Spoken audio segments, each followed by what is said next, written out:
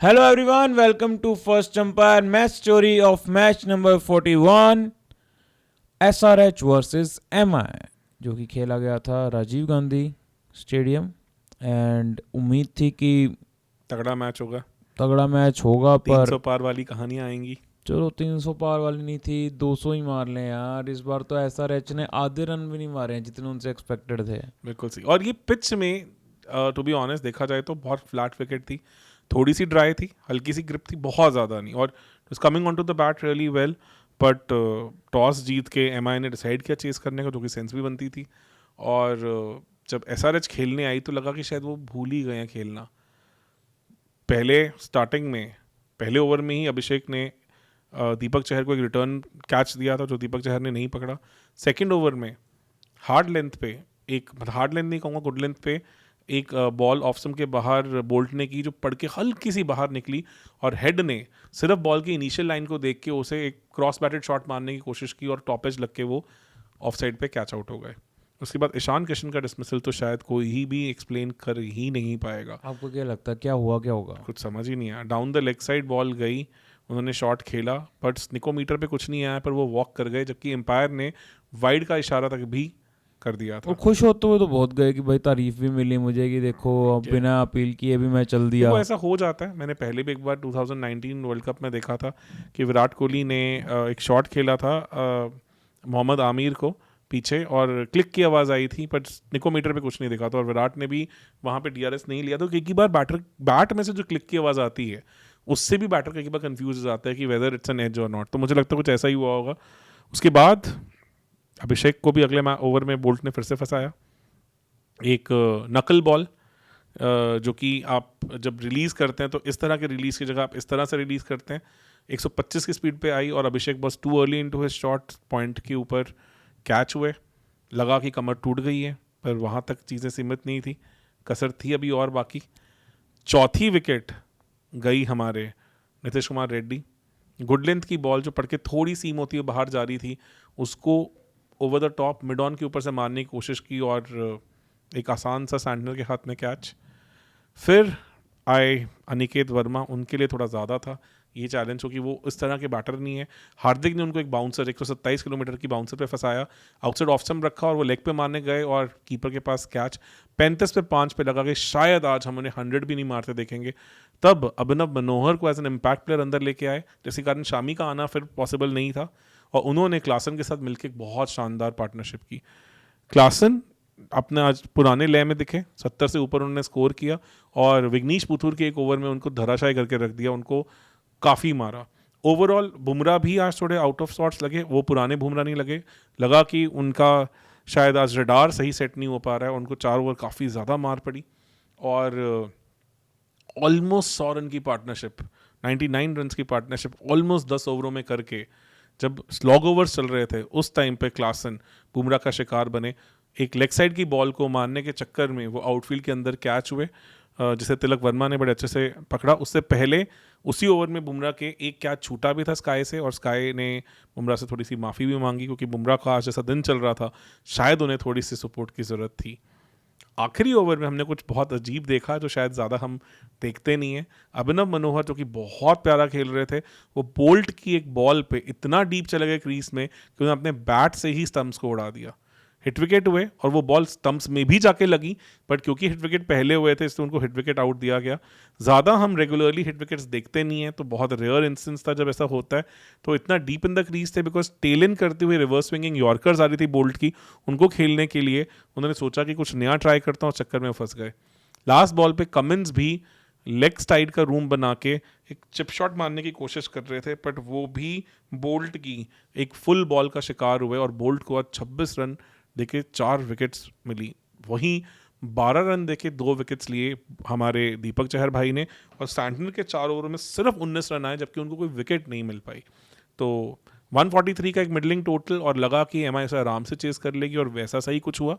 MI की start अच्छी थी, बढ़िया थी, सही चल रहे थे। रोहित शर्मा फिर से अपने बढ़िया शॉट्स मार रहे थे, और तभी उनटकट जिनका आज 100वां विकेट आया, उन्होंने एक फंसी हुई बॉल कराई जो कि हाथ से वॉबल सीम की तरह निकली, पर 130 किलोमीटर की बॉल थी, थोड़ा सा डिप इन द पेस, और उसमें रिकल्टन थोड़ा जल्दी खेल गए और एक रिटर्न कैच दे बैठे, जिसमें फिर उन अटकट के साथ पूरा स्टेडियम गूंज उठा उनको सेलिब्रेट करने के लिए कि आईपीएल में finally he has reached 100 wickets.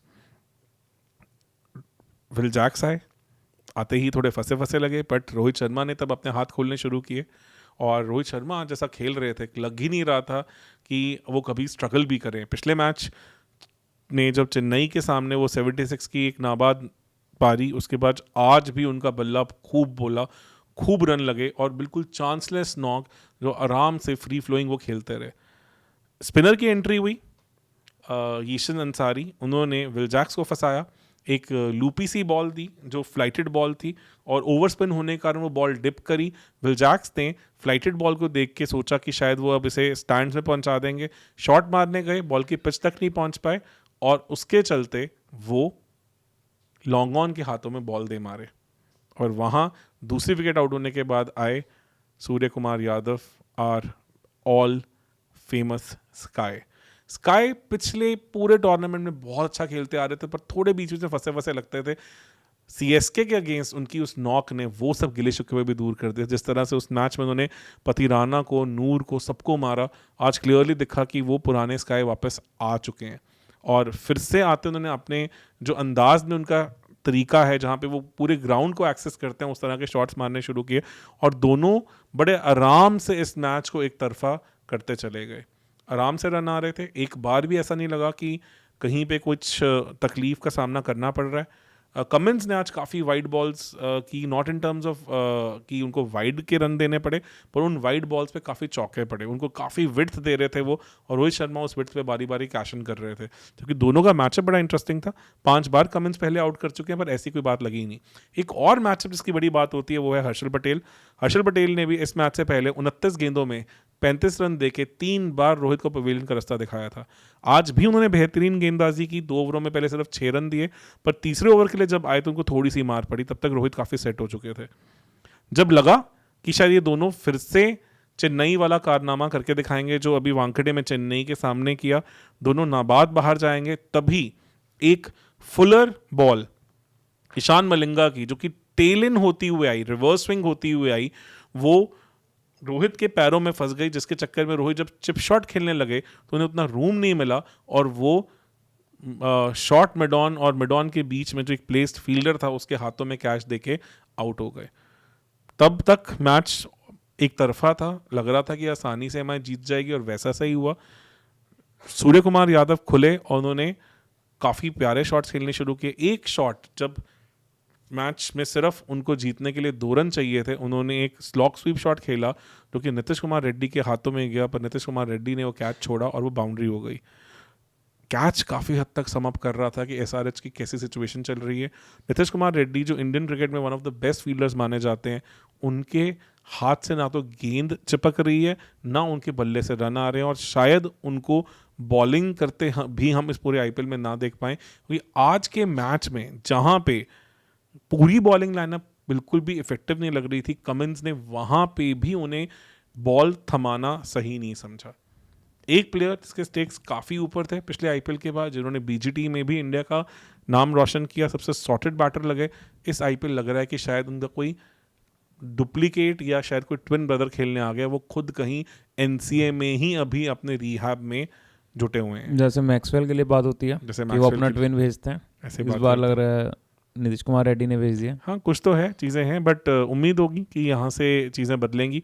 MI का कैंपेन एक अलग आग पकड़ चुका है, 4 कंसेक्यूटिव जीते। अरे तीसरे नंबर पे आ गए, कौन कह सकता था कि वही हफ्ते पहले। और रन रेट भी बहुत बढ़िया चल रही है। हाँ, तभी तो 3rd रैंक पे है। एलएसजी नीचे आज के टाइम पे, एलएसजी भी उतने ही मैचेस खेल के नेगेटिव में रन रेट है सेम पॉइंट्स के साथ, जो कि 10 पॉइंट्स हैं, और मुंबई भी 10 पॉइंट्स के साथ 9 मैचेस में नो डाउट। देखो 2 टीम्स हैं, 4 टीम्स हैं टोटल जो 10 पॉइंट्स पे हैं, एलएसजी, पंजाब किंग्स और क्या कहते हैं आपकी और कौन सी है, आरसीबी, नहीं आरसीबी और एमआई, ये 4 टीम्स हैं। एंड इन चारों में से पंजाब ने एंड जो हमारी आरसीबी है, इन्होंने 8 मैचेस खेल के इनके 10 पॉइंट्स हैं, और एलएसजी और एमआई के 9 मैचेस खेल के 10 पॉइंट्स हैं। पर अगर रन रेट की बात करें तो आउट ऑफ ऑल 4 MI आती है सबसे ऊपर इन चारों में से। GT एंड ऑब्वियसली DC तो 12 वो तो points पे। 12 पॉइंट्स के साथ ऊपर है। कंसिडरिंग दिस फैक्ट मतलब ऐसा लग रहा है कि LSG से तो कितना आगे निकल आए हैं। और कहाँ थे एमआई, तो कंसिडरेशन सेट में भी नहीं थे। आसपास यही भी होता नहीं है यार, थे। जब ये आग पकड़ते हैं तो ये अलग ही दिखने लग जाते हैं। और अब 5 मैचेस में इनको सिर्फ 3 मैचेस जीतने हैं, जिसमें से 3 मैच तो अभी घर में बचे हैं। तो और वांकड़े को तो ये अच्छा खासा यूज कर रहे हैं अब। अच्छा ऐसा यूज कर रहे हैं, तो अब चीजें बदल गई हैं एमआई के लिए, तो देखते हैं क्या होता है। और ये काफी कुछ बदलेगा और SI से। अब आने वाले मैचेस इंपॉर्टेंट होते जाएंगे। अगला मैच है जो RCB का RR के साथ। यहाँ पे अब RR के हारने से RR को कोई फर्क नहीं पड़ेगा, पर RCB के जीतने से RCB को और बाकी टीम्स को बहुत फर्क पड़ेगा। सो अब ये जितने भी मैचेस हैं उनकी ये खासियत रहने वाली है कि आप हल्के में नहीं ले सकते किसी भी मैच को। शायद वो टाइम चला गया जब मैचेस आपके लिए हल्के होते थे। अब I believe we are left with 2/5 of the matches, है ना। कंसिडरिंग दैट फैक्ट कि अब सारे ही मैचेस इंपॉर्टेंट होने वाले हैं, वो बहुत कम चांसेस हैं जो टेबल के बॉटम पे टीम्स हैं बस उनके मैचेस हो सकते हैं ज़्यादा इंपॉर्टेंट ना हो।